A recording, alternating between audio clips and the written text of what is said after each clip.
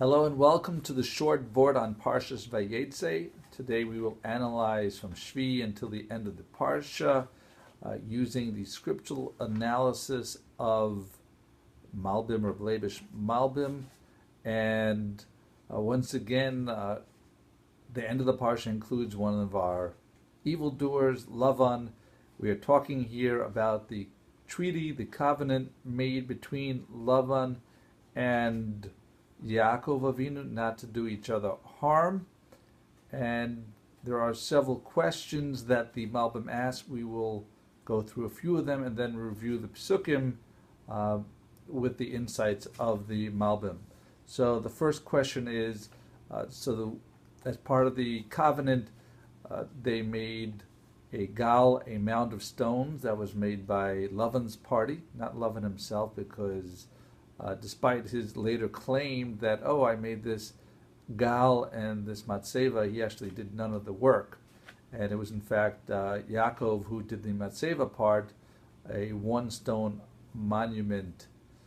So why were the two different pieces made? Why did one person make a gal, a mound, and one make a matzeva monument? Second question is, Lavan calls it Yegar Sahadusa, which is considered to be a translation of Galei, that this is the mound of testimony. But according to the translation of Targum, it's actually Gal Eidus, not Gal Aid. And we'll get to what the distinction is shortly.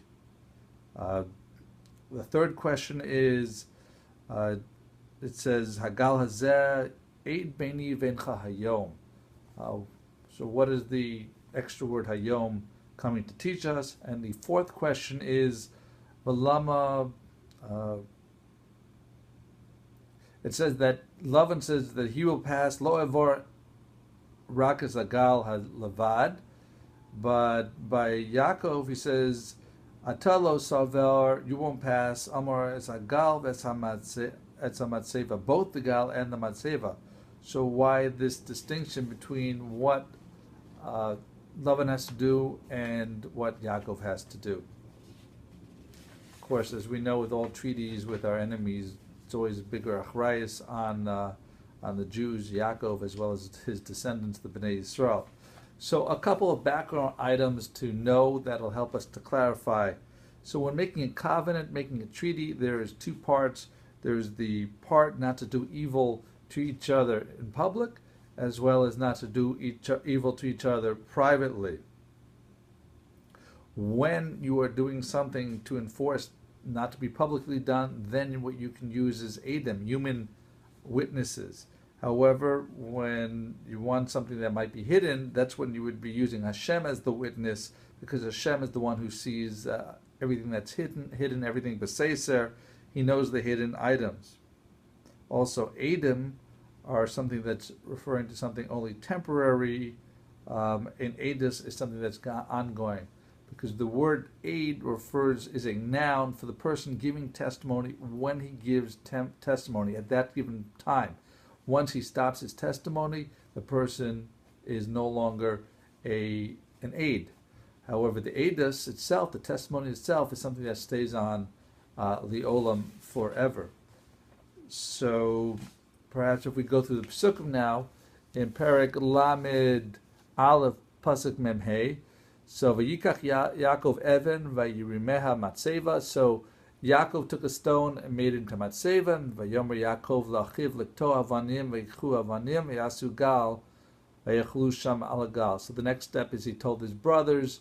Rashi said, and the Guraya said that it's talking about Yaakov's sons, but according to the Malbim, it is referring to the sons of Lavan.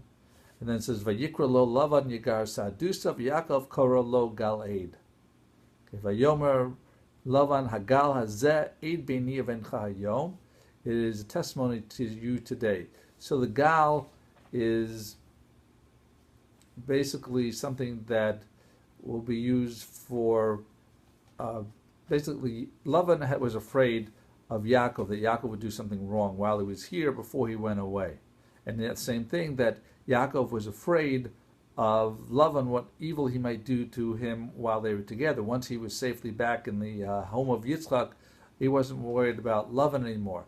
But Lavan had one additional fear, and that additional fear was how something that's beseis, or something that's hidden, when you're with my daughters alone privately, that you shouldn't cause them suffering. And that was part of the covenant, that Yaakov had a responsibility also not to pain the daughters of Lavan, that it would be Rachel and Leah, and as well as Bilhah and Zilpah. So when he talks about the obligation to not to pass, so the passage is, the gal is for one item, for the thing that's publicly, that's temporary, today, but once we go away, I love and no longer have any responsibility, and you don't have any responsibility for attacking me. But Yaakov would, since he had to have, so that's why it only says one thing, the gal by Lavan.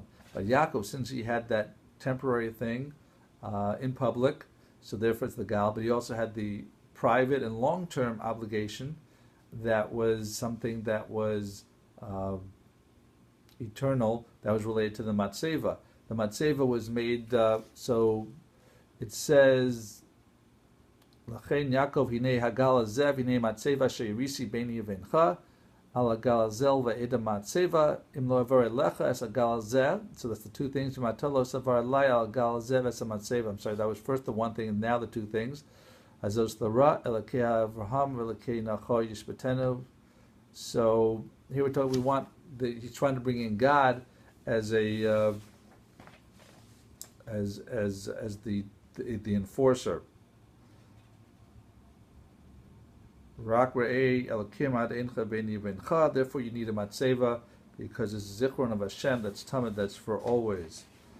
So, so just in summary, going back to the question, so why did we need both the gal and matseva? Because one represents something temporary, and the other thing represents something long-term. The temporary is used by human witnesses.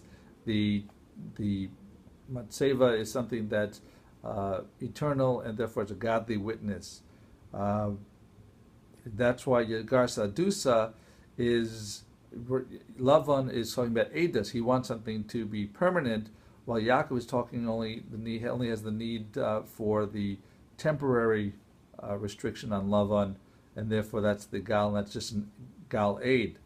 Third question is, Hayom. Hayom, which again we talked about the temporariness.